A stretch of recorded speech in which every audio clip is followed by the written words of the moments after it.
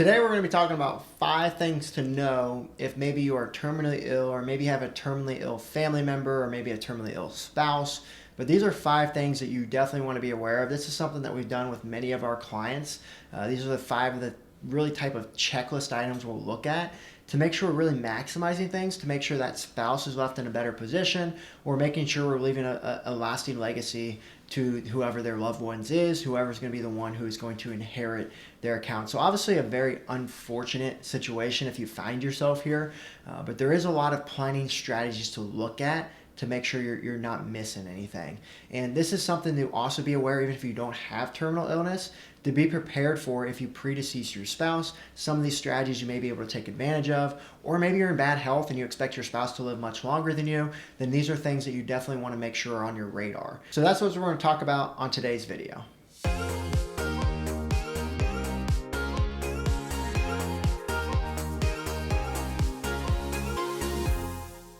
The first thing we always need to understand before we get into these 5 strategies is to understand when one spouse passes away from a tax planning perspective. There's 2 things that happen. One is that standard deduction gets cut in half. So standard deduction is the amount of tax-free money that you can get up front.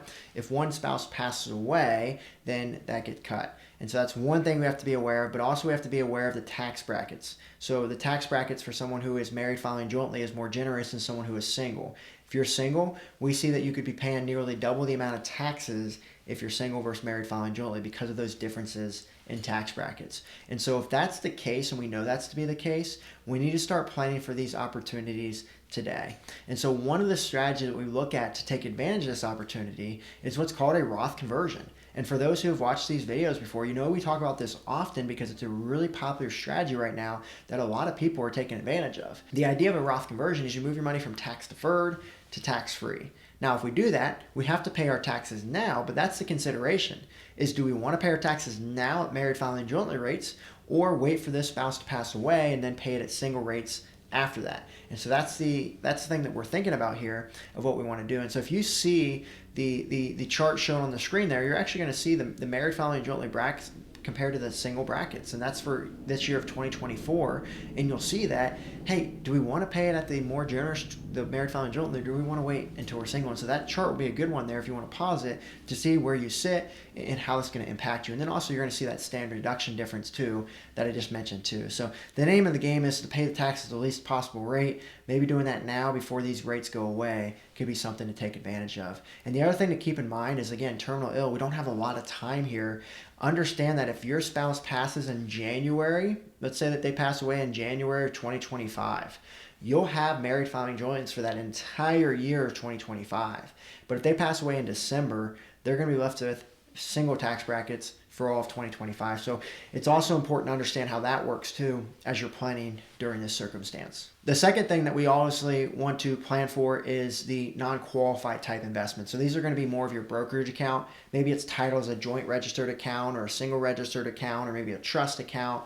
And these investments, you have to pay capital gains tax on any growth that occurs during those. So let's say that you bought Apple stock and you put in $10,000, and now let's say Apple stock has grown to $100,000. If you decide to sell Apple stock, you're going to be subject to capital gains. Now, capital gains rates, which we can show the brackets there on the screen, you have a 0% bracket that goes up to a certain point, and so you could probably sell off Apple stock if you have low income or no income at 0%, or at least get a portion of it at 0%. But unfortunately, most people don't find themselves in that 0% bracket because of other income that they have, either from working, from a pension, from Social Security, from RMDs, from IRAs. All of these are going to potentially force you into that 15% capital gains brackets where we see most people are. So let's say that we have a spouse who's terminally ill and they're not going to last maybe longer than 2 years is what we can expect. We probably don't want to sell off Apple stock during those 2 years because you're going to be subject to capital gains. If we wait until that spouse passes away, then they could get a stepped up basis on that $100,000, meaning that $10,000 cost basis is now $100,000 when that money's left behind. Now, there are some things that we have to understand. We have to understand the state rules that we live in. Do we live under a community property state? Is that going to be a half step up for the spouse? Is that going to be a full step up for the spouse? So those are considerations, but no matter what, you're going to be left in a better position. And so if you jointly own that investment, you want to be aware of that. If it's just owned in your name, whoever the beneficiary on that account is going to get that with that stepped up cost basis. So just be aware of that. You may not want to change your investments in that account if that's a big taxable event there. Just wait for that stepped up basis to occur. Now, we do have to be aware that that stepped up basis may not always be here. That's something that President Biden has talked about going away with. Right now, there's nothing that we are seeing there that is going to cause that to go away, but he has pushed in the past to change that, which tells me that either Biden or whoever is in office could potentially try to change that. And so that's something we just have to be aware of, how legislative risk is going to play a part in all of this as well. But again, if you're terminally ill, maybe less than 2 years to live, it may not get changed in that next 2 years. Is something that we are probably expecting. But again, we don't know. The tax code's written in pencil. This is what you just have to make sure you're planning for and are aware of. And if you're able to, you have to watch out for this, because you need to have this in place for a certain amount of period of time. But maybe you own that jointly with your spouse. It may make sense to own that account individually in just one of the spouse's names, the one who is terminally ill, the ones who is not going to be expected to live as long. And the reason why is because now that spouse could get a full step up. It depends on which state. Again, some states you'll always get a full step up even if it's jointly owned, but you just have to be aware of that, so that maybe if it's joint, you get a half step up, versus if it's single, a full step up. So again, pre-planning, being proactive, can allow you to save a lot of money on capital gains over time. The third thing that we typically want to see done if someone has terminally ill or in poor health is making sure that everything is consolidated.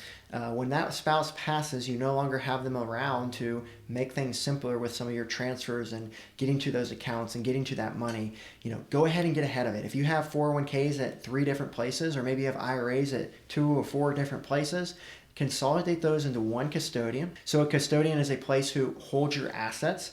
And so we typically like to see all of those accounts just in one IRA. And the reason for that is to have that one place you go to when they pass. It's going to make things a lot more simpler. You're going to be dealing with an emotional burden. Let's make sure the financial burden is set and something you don't have to worry about. And so with that one, I know I'm telling you to put all your eggs in one basket, it may seem like, but that's not actually where I'm going here. In an IRA, you can invest in 100,000 different things that you want. And so even if you have your money in one place, it doesn't mean you're going to be invested in one thing. And so it's okay to have all your assets in one custodian, is typically what we advise. You just want to make sure you don't just own one stock, you don't just own one fund. You want to own multiple different things. You want to own whatever your risk tolerance is, whatever your goals are. You want to create an investment portfolio to make sure that that is going to be subject to what you're looking for there. The other thing to consider, now this is the fourth point we're going to bring up here, but this one is going to be, do your due diligence, do your research. I don't even like bringing this up because it's so specific, but I just want to open your eyes to different opportunities. And so something that is available right now in the marketplace are opportunities to put your money with an insurance company, let's say, and they could give you a bonus up front. So let's say you put $100,000 there. Maybe they could say that you get $110,000 if you put your money there. And then if you pass away, maybe you can keep that bonus, is the idea. So this is a unique opportunity that we're seeing some people take advantage of if they're not expected to live long, that, hey, this could be a way to take advantage of that opportunity. There is going to be some negatives of doing this. So you just have to look at the pros and cons to see if this makes sense to it. But again, you just want to look at the planning that's needed to accomplish your goals. And so this could be an opportunity that you can utilize the high interest rates right now and take advantage of these opportunities before it may be too late. And also understand, with this type of strategy, you could potentially leave your loved ones in a better position. You could leave them with more assets to plan accordingly moving forward. So I would recommend you get professional assistance on that, someone who is a fiduciary, someone who's going to act in your best interest, preferably a team with a certified financial planner, to make sure that they are looking at all the opportunities out there and not being cookie cutter, and making sure that you get what you truly need and are educating you of the pros and cons, because there is no there's no best place to put your money.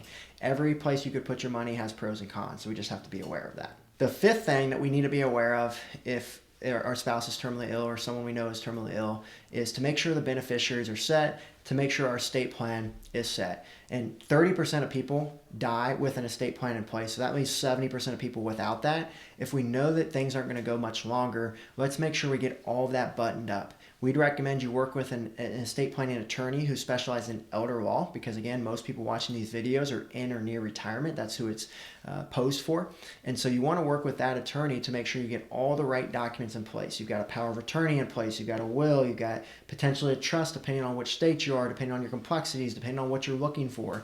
I will say that a trust is not for everyone.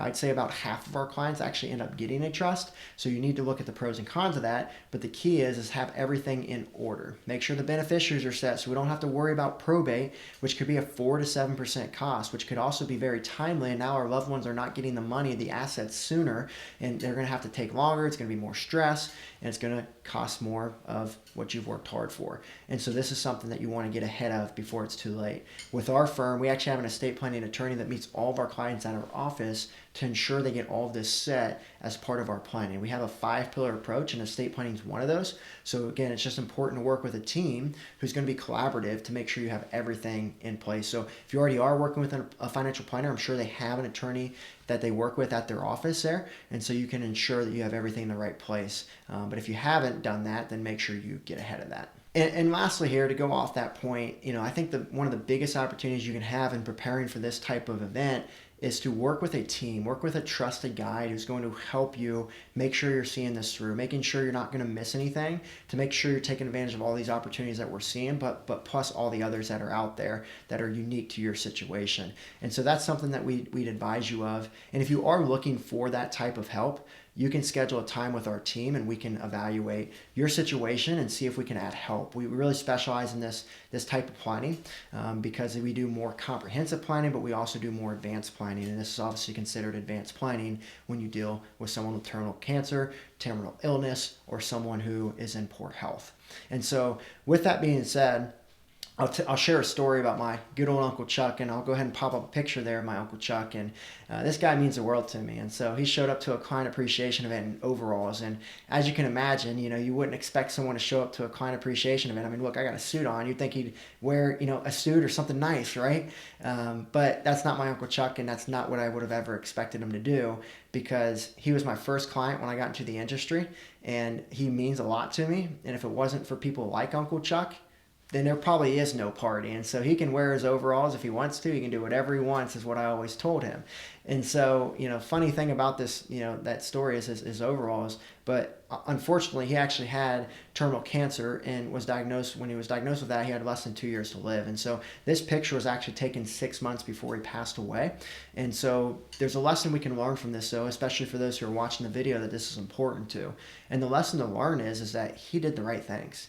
He all his working years, he's what I call that Midwestern millionaire. He's been a diligent saver. He's been frugal. He had 5 kids. His wife stayed at home. They lived a great life, and he didn't make millions of dollars a year, but he did the right things. He did everything he was supposed to do to set his family, to set himself up for success, and he was one of the hardest workers I've ever met.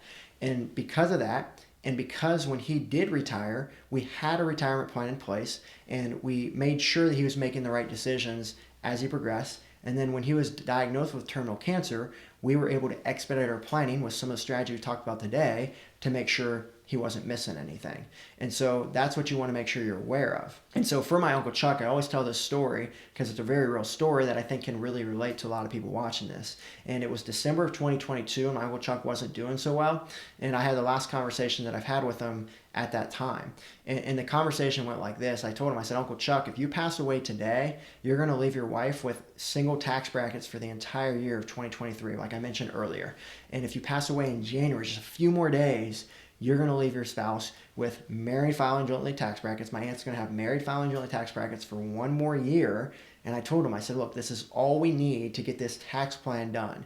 We need to do another big Roth conversion, but if we do it at single rates, it's going to be much more than if we do it at the married. And if we can do it at the married, we're going to be set. And your wife, my aunt's going to be in a great situation moving forward. And so before I tell you what actually happened with this story, I got to tell you, a few things about my Uncle Chuck. And one is that he absolutely loved his overalls. He wore them everywhere. And that picture I showed you was actually taken in June, and it's the summer, right? Well, in the summer, he typically cuts them off there at the knees, right? He turns them into his shorts, overalls. And, he didn't wear those to the party. So he's actually being formal. He's actually being very polite. So we have to be grateful for that. And so, that was my Uncle Chuck. And the second thing is, he did not want to pay more taxes than what he had to. And as I always say, he hated taxes. And so that's something that he always wanted to make sure I pay my fair share, but nothing more. And the third thing about my Uncle Chuck is obviously he loved his wife and he would do anything for her. And he absolutely did anything for her. And so when I was sitting there with him in that December 2022 night, I remember him telling me two things. One is he pointed at me and he said, always trust the young guy. And I'm like, Uncle Chuck, what do you mean? He goes, well, all my life, I've been told that. I've been always told to trust the young guy. They're hungry. They're going to be more motivated. They're going to do whatever they can to make sure you're getting everything you need. And he said, that's what I've done, and I'm very grateful for that. And he was very grateful for everything that myself and our team has done to help him get to this point where he can make sure his wife is good to go moving forward. And so the second thing he said to me, and I'll never forget it, he pointed at his wife and he said, whatever you do, just make sure she's taken care of.